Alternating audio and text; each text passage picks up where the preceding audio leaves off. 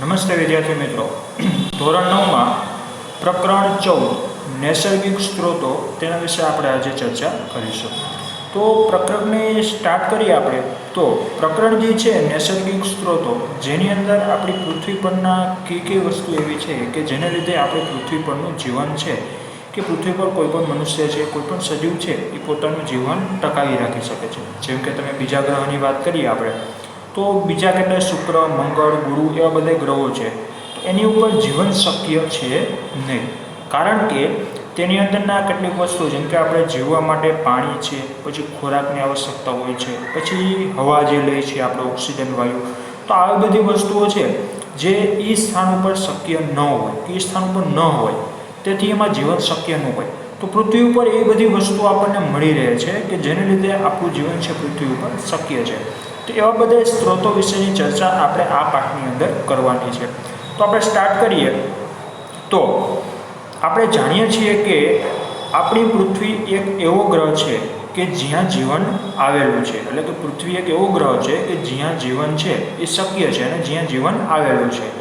પૃથ્વી પરનું જીવન ઘણા બધા પરિબળો પર આધારિત છે. જેમ કે આ જીવન શક્ય છે જ, તો એની પાછળના ઘણા બધા પરિબળો છે કે જેને લીધે અહીંયા જીવન છે એ શું છે, શક્ય છે. આપણે જાણીએ છીએ કે જીવન માટે વધુ માત્રામાં તાપમાન, પાણી અને આહાર કે ખોરાકની જરૂરિયાત હોય છે.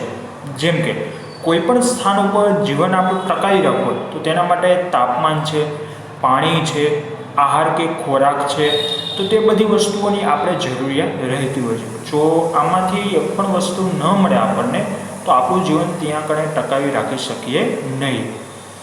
પૃથ્વી પર આવેલા બધા પ્રકારના સજીવોનું મૂળભૂત આવશ્યકતાઓની પૂર્તિ કરવા માટે સૂર્યમાંથી ઉર્જા અને પૃથ્વી પર આવેલા સ્ત્રોતોની આવશ્યકતા હોય છે. જેમ કે આના માટે આપણે સૂર્યમાંથી ઉર્જા લઈએ છીએ અને પૃથ્વી પર આવેલા સ્ત્રોતોની આવશ્યકતા હોય છે. જેમ કે પૃથ્વી ઉપર કેટલાય સ્ત્રોતો આવેલા છે, તો જે બધાની છે આપણે આવશ્યકતા રહેલી છે. પૃથ્વી પર આ સ્ત્રોતો ક્યાં છે, એટલે કે આ બધા સ્ત્રોતો છે એ આપણને ક્યાંથી મળે છે, તો તેના વિશે વાત કરીએ આપણે. તો પૃથ્વીમાં આ બધા સ્ત્રોતો ક્યાં ક્યાં છે અને આપણને ક્યાંથી મળે છે.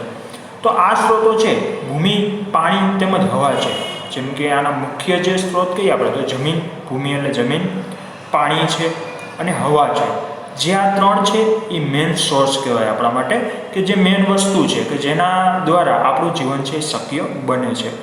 પૃથ્વીના સૌથી બહારના કવચને મૃદાવરણ કહે છે. કે પૃથ્વીનું જે બહારનું કવચ છે, જેને એક રીતે કહેવાય છે કે મૃદાવરણ કહેવામાં આવે છે. પૃથ્વીના 75% ભાગમાં પાણી રહેલું છે. જેમ કે એ પાણી છે 75% ભાગમાં પાણી છે. એમાં આપણે જોઈએ તો દરિયાનું પાણી ગણો તમે, પછી નદીઓ છે, જે બધાનું પાણી ભેગું મળીને જે આપણે પૃથ્વી ઉપર પાણીનો કુલ જથ્થો છે એ છે 75% પાણી રહેલું છે. તે ભૂગર્ભીય પાણીના રૂપમાં પણ આવેલું છે, કે જે જમીનની અંદર પાણી રહેલું છે એ પણ આની અંદર ગણવામાં આવે છે. આ બધાને જલાવરણ કહે છે. જલાવરણ એટલે કે પાણીનું એક આવરણ, જેને કહેવાય છે જલાવરણ. હવા કે વાયુ જે સમગ્ર પૃથ્વીને કામડા કે ચાદરની જેમ ઢાંકતી રહે છે તેને વાતાવરણ કે વાયુ આવરણ કહે છે. જેમ કે આપણા વાતાવરણમાં જોઈએ, હવા દ્વારા એક શું હોય છે, વાતાવરણ છે એ ઢંકાયેલું હોય છે, જે એક ચાદરની જેમ ઢંકાયેલું છે, જેને આપણે વાતાવરણ અથવા તો વાયુ આવરણ કહેવામાં આવે છે. જીવન પદાર્થો ત્યાં જ જોવા મળે છે કે જ્યાં એ ત્રણેય આવરણો આવેલા હોય છે. કે જ્યાં ત્રણેય આવરણો આવેલા હોય છે ત્યાં જ આપણે છે કે જીવન છે એ આપણને જીવતા હોય કે જીવન જીવી રાખવું હોય કે ચલાવી રાખવું હોય આપણે, તેના માટે આ ત્રણેય આવરણ શું હોય છે, ખૂબ જ જરૂરી છે. જીવનને આશ્રય આપવાવાળી પૃથ્વીના આ ગાઢ આવરણને વાતાવરણ કે વાયુ આવરણ કહે છે. કે જે આ ગાઢ આવરણ છે જેને વાતાવરણ કે વાયુ આવરણ, મૃદાવરણ તેમજ જલાવરણ એકબીજાથી ભળી જઈને જીવનની સંભાવના શક્ય બનાવે છે. જેમ કે મૃદાવરણ, જલાવરણ અને વાતાવરણ, જે ત્રણેય ભેગા મળીને છે એ આખી જીવનની શક્ય શું કરે છે, બનાવે છે. કે જીવન જીવવા માટે આપણે આ ત્રણેય આવરણની આવશ્યકતા હોય છે. તેને જીવાવરણ નામથી ઓળખવામાં આવે છે. કે જ્યાં જીવન શક્ય છે એને જીવાવરણ તરીકે ઓળખવામાં આવે છે. સજીવ જીવાવરણના જૈવિક ઘટકને બનાવે છે કે સજીવ હોય કોઈ પણ, જેમ કે મનુષ્ય ગણો તમે, કોઈ નાના સૂક્ષ્મજીવો છે, કોઈ પ્રાણી છે, કોઈ પક્ષી છે કે ગમે તે વસ્તુ તમે લઈ લો, જે સજીવ જીવાવરણના જૈવિક ઘટકોને શું કરે છે? બનાવે છે. જેમ કે વનસ્પતિ હોય તો એના પ્રમાણે તે જીવાવરણના ઘટકો બનાવતી, મનુષ્ય એ પ્રમાણે બનાવતો. તો આ રીતે બધા સજીવો છે એ આવા ઘટકો બનાવતો અથવા તો તે ઉત્પન્ન કરે છે. વાયુ, જળ અને જમીન જીવાવરણના નિર્જીવ ઘટક છે. જેમ કે વાયુ છે, જળ છે, પાણી, પછી જમીન, જે જીવાવરણના એક જાતે જોઈએ આપણે તો નિર્જીવ ઘટક છે, એટલે કે નિર્જીવ વસ્તુ છે. ચાલો આ અજૈવિક ઘટક કે જે પૃથ્વી પર જીવન માટે આવશ્યક છે તેઓની ભૂમિકા વિશે વિસ્તૃત અભ્યાસ કરીએ. કે આ બધા જે અજૈવિક ઘટકો છે જે આપણા જીવન માટે શક્ય બને છે, જીવન તેના માટે બહુ જ આવશ્યક છે, તો એ બધાની છે વિસ્તૃતતાથી માહિતી છે એ આપણે આમાં અભ્યાસ કરવાનો છે. તો એમાં પહેલી જ વસ્તુ છે કે હવા વિશે આપણે ચર્ચા કરીએ કે જીવનનો શ્વાસ જે છે હવા. તો હવા વિશે આપણે પહેલાં ચર્ચા કરવાની છે કે બધી સજીવો છે તો બધા સજીવોને હવા માટે કઈ રીતે તે હવા લે છે અને કઈ કઈ પ્રકારની હવાનો ઉપયોગ કરે છે. તો આપણે પહેલા પ્રકરણમાં હવાના ઘટકો વિશે અભ્યાસ કર્યો છે. જેમ કે પહેલા પ્રકરણમાં આપણે હવાના ઘટકો વિશે અભ્યાસ કરી ચૂક્યા છીએ, જેમાં હવા ઘણા બધા વાયુઓ જેવા કે નાઇટ્રોજન, ઓક્સિજન, કાર્બન ડાયોક્સાઇડ અને પાણીની બાષ્પનું મિશ્રણ છે. જેમ કે હવાની અંદર આપણે જોઈએ તો નાઇટ્રોજન છે જે સૌથી વધારે પ્રમાણમાં છે, પછી છે ઓક્સિજન જે કોઈ મનુષ્ય દ્વારા લેવાય છે, કાર્બન ડાયોક્સાઇડ છે અને પાણીની બાષ્પનું મિશ્રણ, એટલે કે પાણીની બાષ્પ પણ અંદર રહેલી હોય છે, જે બધાનું શું છે? મિશ્રણ, એટલે કે બધા ભેગા છે. એ જાણવું રસપ્રદ છે કે પૃથ્વી પરની હવાના ઘટકો પણ પૃથ્વી પર જીવનના પરિણામે છે. જેમ કે પૃથ્વી પર જે હવાના ઘટકો છે એ પૃથ્વી પર જીવન છે એના પરિણામે શું છે? આ બધું રહેલું છે. જેમ કે આપણે બીજા ગ્રહની ચર્ચા કરીએ તો શુક્ર અને મંગળ જેવા ગ્રહો પર જીવન શક્ય છે નહીં, કે જ્યાં કોઈ જીવન નથી. એનું કારણ શું છે? તો ત્યાં વાતાવરણનો મુખ્ય ઘટક કાર્બન ડાયોક્સાઇડ છે, કારણ કે ત્યાં વધારેમાં વધારે પ્રમાણ છે એ કાર્બન ડાયોક્સાઇડ વાયુનું હોવાથી ત્યાં આગળ જીવન શક્ય છે નહીં. કારણ કે કાર્બન ડાયોક્સાઇડ જે વાયુ છે એ ખૂબ જ ઝેરી વાયુ છે કે જેનું પ્રમાણ જો વધારે હોય તો કોઈ પણ જીવન છે એ ટકાવી શકાય નહીં. એટલા માટે શુક્ર અને મંગળ છે ગ્રહ જેની ઉપર જીવન શક્ય બની શકે નહીં.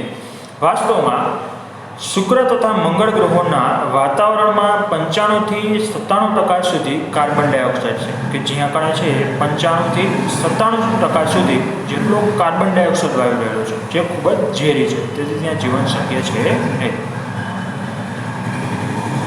આપણે પ્રકરણ 5માં અભ્યાસ કર્યો કે યુકેરિયોટિક કોષો અને ઘણા બધા પ્રોકેરિયોટિક કોષોના ગ્લુકોઝના અણુઓને તોડીને ઉર્જા પ્રાપ્ત કરવા માટે ઓક્સિજનની આવશ્યકતા રહે છે. જેમ કે આવા જે કોષો છે યુકેરિયોટિક અને પ્રોકેરિયોટિક, જે કોષો છે એને તોડીને ગ્લુકોઝ બનવા માટે, જેમ કે આપણું શરીર છે જે પણ ઓક્સિજન લે છે તો એ ગ્લુકોઝ છે એમાં રૂપાંતર કરવા માટે કેટલાક કોષોનું શું કરતો હોય? વિભાજન કરતો હોય, જેના માટે ઓક્સિજનની આવશ્યકતા શું છે? ખૂબ જ જરૂરી છે, જે આપણે 5મા પ્રકરણની અંદર આના વિશે અભ્યાસ કરી ગયેલા છીએ. તેના પરિણામે સ્વરૂપે કાર્બન ડાયોક્સાઇડની ઉત્પત્તિ થાય છે. જેમ કે માનવ શરીરમાં પણ જુઓ તો ઓક્સિજન વાયુ લે છે જે શ્વાસમાં લે છે, પછી ઉચ્છ્વાસમાં આપણે જે કાર્બન ડાયોક્સાઇડ વાયુનો શું કરીએ છીએ? બહાર નિકાલ કરીએ છીએ. જેનું કારણ છે કે આપણે જે ગ્લુકોઝના અણુને તોડીએ છીએ, જેના કારણે એના તોડવાના સ્વરૂપે કાર્બન ડાયોક્સાઇડ વાયુ એની અંદરથી બહાર નીકળે છે. બીજી પ્રક્રિયા કે જેમાં પરિણામ સ્વરૂપે ઓક્સિજન વપરાય છે, એટલે કે એક એવી પ્રક્રિયા થાય છે કે જેમાં ઓક્સિજનનો શું થાય છે? ઉપયોગ થાય છે અને કાર્બન ડાયોક્સાઇડનું ઉત્પાદન થાય છે, કે જેમાંથી કાર્બન ડાયોક્સાઇડ જે વાયુ છે એનું એમાંથી બહાર નીકળે છે, એટલે કે એનું ઉત્પાદન થાય છે. તે માટે દહનની ક્રિયા થાય છે, એટલે કે તે માટેની દહનની ક્રિયા થાય છે, એટલે કે દહન એટલે કે સળગવાની ક્રિયા થાય છે. તેમાં માનવની પ્રવૃત્તિ જેવી કે ઉર્જા પ્રાપ્ત કરવા માટે ઈંધણ કે બળતણને સળગાવવું અને જંગલોમાં લાગેલી આગનો પણ સમાવેશ થાય છે. એટલે કે કોઈ પણ વસ્તુ જે સળગે છે તો એમાંથી એક વાયુ ઉત્પન્ન થાય છે જેને કહેવાય છે કાર્બન ડાયોક્સાઇડ. જેમાં આપણે બળતણની વાત કરી શકાય, પછી જંગલમાં આગ લાગે છે એ પછી જંગલોમાં લાગેલી આગ અને બીજા કોઈ પણ ઈંધણનું આપણે સળગાવીએ છીએ તો બધામાંથી છે જે કાળો ધુમાડો નીકળે છે જેને કાર્બન ડાયોક્સાઇડ એટલે કે કાર્બન ડાયોક્સાઇડ વાયુમાંથી બહાર નીકળે જે વાતાવરણની અંદર ફેલાય છે. આ સિવાય આપણા વાતાવરણમાં કાર્બન ડાયોક્સાઇડની માત્રા કે ટકાવારીનો ખૂબ જ નાનો ભાગ છે કે આપણા વાતાવરણમાં કાર્બન ડાયોક્સાઇડની ટકાવારીનો છે એ ખૂબ જ કેવો છે નાનો ભાગ એટલે કે સાવ ઓછી ટકાવારી છે કાર્બન ડાયોક્સાઇડની. કારણ કે કાર્બન ડાયોક્સાઇડની સ્થાપના માટે બે રીતો આવેલી છે કે તેના માટેની બે રીતો શું છે કાર્બન ડાયોક્સાઇડની સ્થાપના માટેની આવેલી છે. તો કઈ રીતો છે? તો એમાં પહેલી રીત છે કે લીલી વનસ્પતિઓ વૃક્ષ કે છોડ ગમે તે હોય જે સૂર્યના કિરણોની હાજરીમાં કાર્બન ડાયોક્સાઇડને ગ્લુકોઝમાં રૂપાંતરણ કરે છે. જેમ કે આપણને ખબર જ છે કે લીલી વનસ્પતિ છે એ કાર્બન ડાયોક્સાઇડને ગ્લુકોઝમાં શું કરે છે રૂપાંતરણ કરે છે કે જે પ્રકાશ સંશ્લેષણની ક્રિયા માટે તે કાર્બન ડાયોક્સાઇડનું ગ્લુકોઝમાં રૂપાંતર કરવાની ક્રિયા કરે છે. અને બીજો પોઈન્ટ છે જે કે છે ઘણા બધા દરિયાઈ પ્રાણીઓ છે જે દરિયાઈ પાણીમાં ઓગાળેલ કાર્બોનેટથી તેમનું કવચ બનાવે છે. દરિયાઈ પ્રાણીઓ છે તે બધા દરિયામાં જે પાણીમાં ઓગાળેલ કાર્બોનેટનું તેમનું શું બનાવે છે કવચ બનાવે. કવચ એટલે કે માથાની આખી સપાટી તે કાર્બોનેટની બનેલી હોય છે. તો કાર્બોનેટ મતલબ કે કાર્બનનું પ્રમાણ છે જે કાર્બન ડાયોક્સાઇડ પ્રમાણે જ કહી શકાય આપણે.